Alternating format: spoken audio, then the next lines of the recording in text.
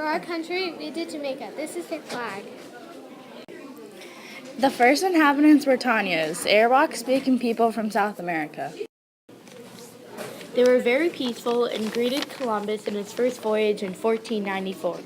Starting from Columbus's arrival, there was 500 years of European rule. After 150 years of Spanish rule, Britain took over. In last attempt, Spanish freed their slaves and gave them guns. The slaves were called Maroons and only armed to defeat the British. They still exist in modern-day Jamaica. Under British rule, they became a rich colony. By the 18th century, the island was a jewel of the British crown, producing 22% of the world's sugar plantations. Some Jamaicans were shipped over to the New World. Because of slavery, Jamaica had more revolts than other Western islands.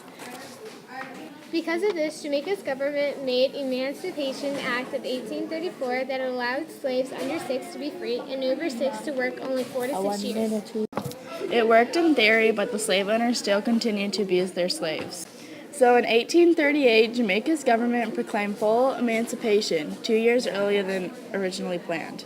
These newly freed slaves moved inwards to Jamaica, and so the new slaves were Chinese and Indian.